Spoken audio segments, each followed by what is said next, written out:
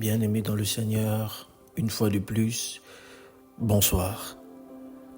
Aujourd'hui, nous étudierons la beauté de la grâce. Et le cœur de notre enseignement aujourd'hui est basé sur Jean 1, le verset 16. Il est écrit « Et nous avons tous reçu de sa plénitude et grâce pour grâce. » Alors je vous raconterai l'histoire d'un jeune homme appelé Samuel. Un matin, Samuel partait au travail pressé. Arrivé à la station de métro, il glissa la main dans son pantalon, dans sa poche, pour sortir son ticket, mais il ne trouva rien. En fouillant rapidement, il se rendit compte qu'il avait oublié son portefeuille à la maison. Déjà en retard, découragé, il pensa: comment ferais-je? Je vais perdre cette journée. Alors qu'il se tenait là, tollement embarrassé, une femme âgée s'approcha tout doucement, sans qu'il ait demandé quoi que ce soit, et elle lui tendit un ticket valide, non validé. En souriant, elle lui dit: tenez, jeune homme, prenez-le. Dieu m'a mis à cœur de vous le donner. Samuel fut bouleversé, ce n'était qu'un simple ticket. Mais à cet instant, Samuel s'est rendu compte que c'est le ticket dont il avait besoin. Il monta dans le métro, le cœur rempli d'une paix nouvelle.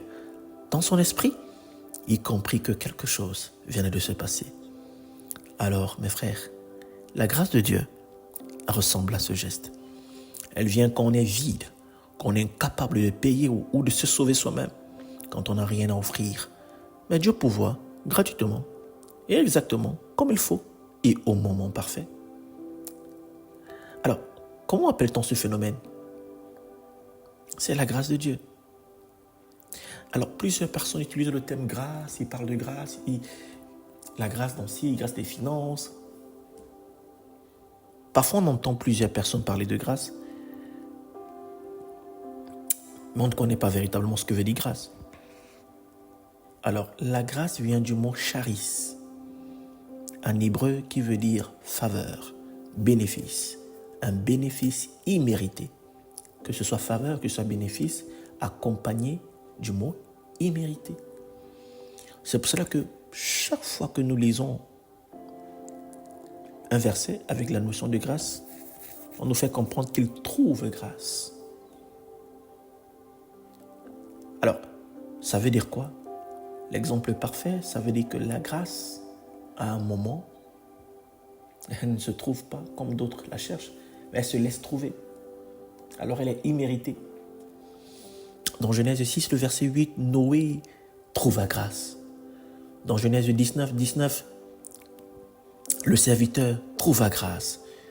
Dans Genèse 32, le verset 5, il trouva grâce. Et même Ésaü, dans Genèse 33, il trouva également grâce. Alors, la grâce, elle est imméritée. Quand on parle de grâce, on parle de relation. On ne parle pas de religion. Mais on ne peut pas parler de grâce sans parler de la loi. Oui. Et s'il y a des règles dans une maison, sans relation, il y a rébellion. Et parfois même, lorsqu'il y a rébellion, il n'y a même plus observation de ces lois et de ces règles. Alors, revenons dans Jean 1, le verset 16, qui nous dit: et nous avons tous reçu de sa plénitude et grâce pour grâce. On continue au verset 17. Car la loi a été donnée par Moïse. La grâce et la vérité sont venues par Jésus-Christ. La loi a été donnée par Moïse. Moïse. Ça veut dire que partout où nous allons voir Moïse, c'est une représentation de la loi. Et dans Romains 7, que dirions-nous? La loi est-elle péché? Certainement pas. Mais je n'ai connu le péché que par l'intermédiaire de la loi. Alors, je n'aurais pas su que la convoitise est péché si on ne me parlait pas. Tu ne convoiteras point. Et dans Romains 5, le verset 20, on nous dit: là où le péché a abondé, la grâce a surabondé. Péché est la loi. Alors, la loi est la connaissance de ce péché. Revenons et parlons un peu très bien. On nous fait comprendre que tous ont péché, étaient privés de la gloire de Dieu. Comment? Par le péché de Adam. Tous avaient péché. Oui. Alors, c'est de ça qu'il s'agit. Moïse était la représentation de la loi. La loi ne sauve pas, c'est pour ça que Moïse n'a pas pu entrer dans Canaan. Le Seigneur a dit, tu regarderas, parce que la loi, elle ne sauve pas, c'était des images. N'oublions pas, l'Ancien Testament met en nombre. Dans l'Ancien Testament, ce sont des images, ce sont des hommes, ce sont des types. En réalité, tout est à l'intérieur, c'est Christ. Mais c'est sous forme d'image, c'est sous forme de représentation, c'est sous forme d'histoire. Tout, c'est Christ. Le Nouveau Testament met en lumière, ça décode. Et on envoya 12 espions. Pourquoi 12 espions? Et parmi les 12 espions, il y avait Josué, il y avait Caleb. Mais il y avait 10 autres qui n'ont pas pu entrer dans Canaan. Mais 2 sont entrés. Alors, essayons de comprendre. Que signifie Josué? Josué signifie Jésus. Et que signifie Caleb? Caleb signifie celui qui a donné son cœur. Donné tout son cœur. Alors parmi les 12, 10 uniquement sont restés sans entrer et 2 uniquement sont entrés. Pourquoi? Parce que Josué, qui veut dire Jésus, parce qu'en réalité, Josué veut dire Jésus. C'est pour ça que beaucoup de personnes, les traducteurs, mais quand tu lis en hébreu, on va dire Yeshua. Josué, Yehoshua, qui est la même chose que Jésus. Et il n'était pas le seul Jésus. Il y avait aussi également Jésus qui était Barabbas. Donc Jésus était un nom comme tout autre, comme Adriel, comme Jean, comme Luc, comme Christelle. C'était des noms, des prénoms. Mais ce qui vient changer, c'est le Christ qui est derrière. Celui qui a été mis à part pour nous sauver.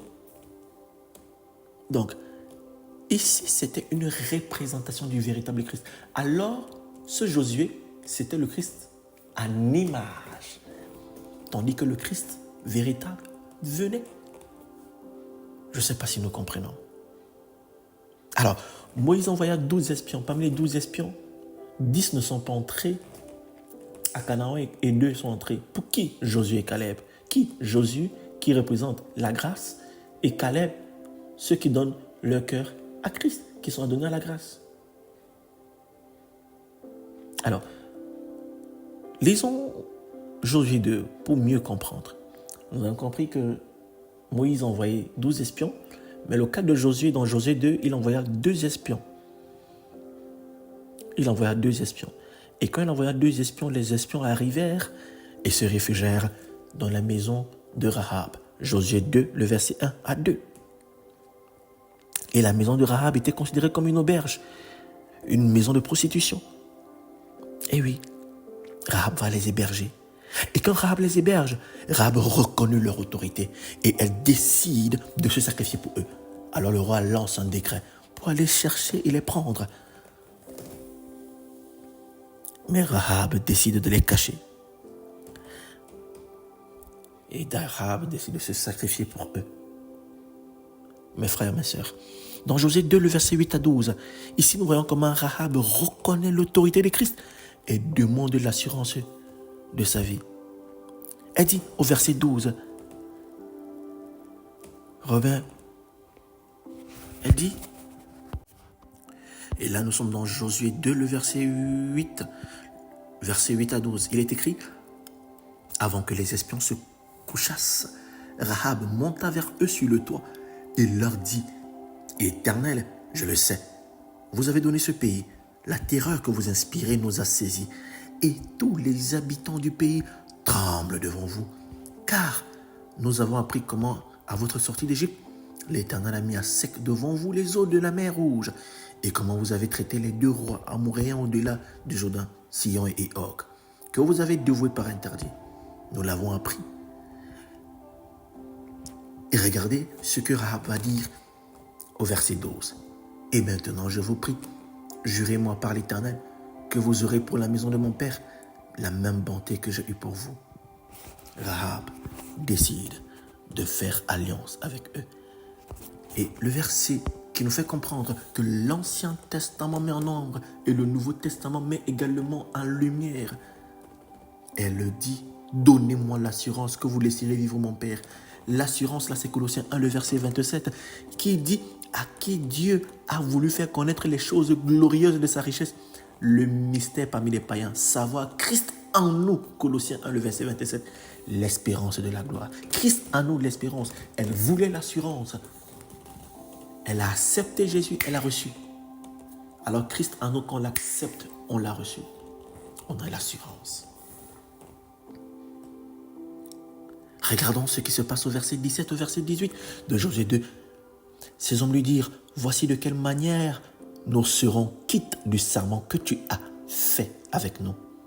À notre entrée dans le pays, attache ce cordon de fil de cramoisi à la fenêtre par laquelle tu nous as fait descendre.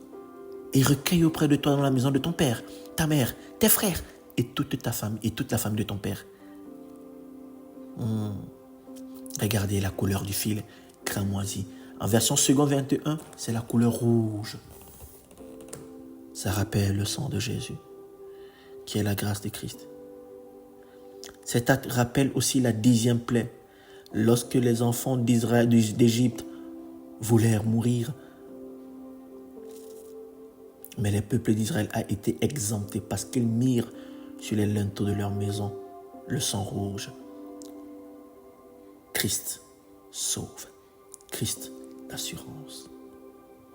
Comment expliquez-vous qu'une prostituée, la plus connue, qui n'a pas fait de rituel de lavage, qui n'est pas passée par les longs processus de délivrance, a été sauvée?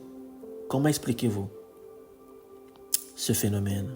C'est la grâce de l'Éternel, une faveur imméritée. Et lorsqu'elle reçut cette grâce, elle a intercédé pour toute sa famille. Est-ce que s'est levée? Elle a dit, venez dans ma maison qui était considérée comme maison de prostitution, maison de honte, maison de pleurs. Aujourd'hui, parce que j'ai reçu Christ, je suis pur. Mes frères, mes sœurs, beaucoup sont restés sous la loi. Non, je fais ça pour recevoir. C'est faux. La loi apporte la condamnation. La loi apporte la culpabilité. La grâce, c'est la foi. Et la foi, pas de condamnation. Un libre arbitre. Et tu fais l'œuvre de Christ, car c'est le Saint-Esprit qui met en toi le vouloir et le faire selon son bon plaisir. La grâce n'est pas basée sur le mérite. La base est basée sur la foi. La grâce est basée sur la reconnaissance. Rahab a reconnu l'autorité. Elle a cru en des inconnus. Alors Jean 3,16, quiconque croit ne périt point. Ce n'est pas quiconque fait autre chose, c'est croire. Sortons de la doctrine de la religiosité où nous mélangeons, nous importons l'amalgame dans la parole de Christ. Sortons. Et dans Hébreux 11, le verset 30 à 31 nous dit que c'est par la foi que Rahab, la prostituée, on spécifie, ne périt pas avec les rebelles parce qu'elle avait reçu les espions. Même si le monde l'avait encore étiqueté, l'étiquette de prostituée était toujours restée. Mais l'étiquette en Christ a changé. Quand la grâce de Dieu te trouve, ton nom change. C'est de la même manière que quand la grâce de l'Éternel est entrée, Saul ne s'appelait plus Saul, mais Paul. C'est de la même manière quand la grâce de Dieu est entrée, Simon s'appela Pierre, Céphas. De la même manière quand la grâce de l'Éternel est entrée, mes frères, il change ton nom. Il change ton nom. De la même manière que la grâce de Dieu est entrée, Abraham devint Abraham. De la même manière que la grâce de l'Éternel est entrée, toi que le monde est étiqueté, la grâce de l'Éternel, c'est pas basé sur la loi. La loi condamne. La loi ne te permet pas de vivre en harmonie. Et beaucoup pensent qu'être sauvé, c'est d'obéir, c'est de faire une série de règles. Oh que non. La loi va te culpabiliser. La loi, tu n'auras pas le bonheur, tu ne pourras pas te reposer. Mais la relation que nous avons avec Christ nous amène à vivre une plénitude, un amour réel et sincère. Là, dans la loi, il y a condamnation. Dans la grâce, il y a la relation, il y a la foi. Alors beaucoup vont te juger, vont t'étiqueter. Dans Colossiens 2, le verset 16, il dit que personne donc ne vous juge en ce qui concerne le manger ou le boire, ou à propos d'un jour de fête ou d'une nouvelle lune, ou de sabbat, qui sont une nombre de choses à venir. Ce n'était que l'ombre des choses à venir. Et beaucoup de personnes sont restées à étudier les informations. Alors si tu lis les Écritures qui sont de Genèse à Malachie, comme un livre en prenant juste les informations, c'est comme un journal. C'est que tu vas lire le journal. Mais derrière toute l'information, c'est Christ qui est révélé. Et beaucoup n'ont pas compris. Et beaucoup prennent tout à la lettre.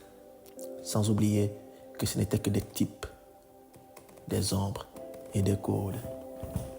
Il a dit dans Jean 5, le verset 39, vous étudiez les Écritures pensant que ces Écritures vous sauveront. Non, ces Écritures ne vous sauveront pas. Elles ne vous sauveront pas. Elles témoignent juste de moi. Mes frères, mes sœurs, ça voulait dire Écriture, Genèse, Malachie. Qui parle? C'est Christ. Il parle où à Jean? Spécifique. Et ce que nous apportons là comme un élément clair, c'est qu'il parle. Le Nouveau Testament n'est pas encore écrit. On n'a pas encore écrit parce que c'est Christ lui-même qui est en train de parler. On n'a pas encore écrit Éphésiens. Il dit, vous étudiez les Écritures. On n'a pas encore écrit toutes les autres. On n'a pas encore écrit Romains. On n'a pas encore écrit Thessaloniciens. On n'a pas encore écrit. Il parlait des Écritures, Genèse à Malachie. Alors, Genèse à Malachie révèle Christ. Beaucoup de gens prient, ils prennent l'information, tu ne fais pas ci, tu ne fais pas ça. Non, en réalité, il y a des ombres et des préfigurations. C'est pour ça que toute personne qui était mordue par un serpent regardait le véritable serpent d'airain qui était perché en haut. Et lorsqu'ils regardaient le serpent d'airain perché en haut, ils étaient comment? Guéris, Christ. C'est pour ça que dans l'Ancien Testament, tu ne verras pas G-E-S-U-S, mais tu verras l'agneau de Dieu. Tu ne verras pas G-E-S-U-S, mais tu verras l'arche de l'Éternel. Tu ne verras pas G-U-S-U-S, mais tu verras le serpent d'airain. Quiconque regardait était sauvé. Alors, mes frères, mes sœurs, dans la grâce, le salut ne se perd pas. Beaucoup vont te donner, tu manifesteras par Christ. Tu vas passer ta vie délivrance en délivrance, délivrance en délivrance. Tu vas te poser la question, quand seras-tu libre? Et le jour que tu rentres dans la prière, c'est le pied qui est gracié. Il faut encore délivrer. Tous les jours, tu vas être délivré. Ce n'est pas tout le monde qu'on délivre, frère. La grâce de l'Éternel, ce n'est pas tout le monde qui est possédé. La grâce de l'Éternel a surabondé sur les folles erreurs. Éternel, nous te bénissons, nous te louons. Merci pour ce moment. Merci Dieu de grâce. Merci Dieu puissant pour la beauté de la grâce. Au nom de Jésus. Amen.